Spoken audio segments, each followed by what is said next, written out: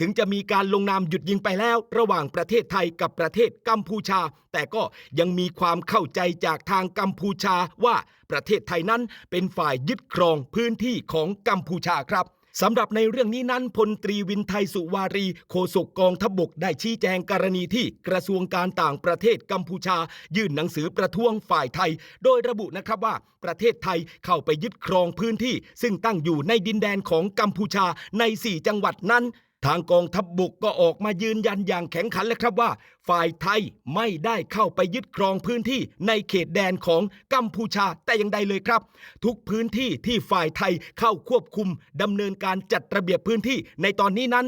ล้วนอยู่ในเขตดินแดนประเทศไทยย้ำนะครับล้วนอยู่ในเขตดินแดนประเทศไทยครับพี่น้องแล้วตลอดเวลาที่ผ่านมาหลายสิบปีทางฝ่ายกัมพูชาเองอาจจะมีการเข้าใจคลาดเคลื่อนในแนวตำแหน่งเส้นเขตแดนในหลายพื้นที่ตลอดแนวชายแดนไทยกัมพูชาจึงทำให้ฝ่ายกัมพูชานั้นได้มีการรุกล้ำเขตแดนไทยด้วยการเข้ามาวางกำลังแล้วก็ตั้งฐานทหารกันด้วยรวมไปถึงในบางพื้นที่มีการสนับสนุนให้มีการตั้งอาคารบ้านเรือนและก็ชุมชนพลเรือนรุกล้ำเข้ามาในเขตดินแดนฝั่งประเทศไทยหลายจุดหลายพื้นที่ด้วยกันครับพี่น้องโดยที่ผ่านมานั้นทางฝ่ายประเทศไทยเองก็ได้เคยยื่นประท้วงฝ่ายกัมพูชามาโอ้โหเรียกว่านับเป็นร้อยครั้งแล้วล่ะครับผ่านกลไก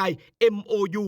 43พร้อมทั้งยืนยันอีกว่าการปฏิบัติของฝ่ายไทยในปัจจุบันนี้อยู่ในขอบเขตอธิปไตยของประเทศไทยอย่างชัดเจนและก็ชัดเจนครับซึ่งในปัจจุบันฝ่ายกัมพูชาก็ยอมรับความจริงว่าพื้นที่ดังกล่าวแท้จริงแล้วคืออะไรคือเขตอธิปไตยของประเทศไทยไม่ใช่ดินแดนของฝ่ายกัมพูชาตามที่ได้กล่าวอ้างเช่นนั้นครับพี่น้อง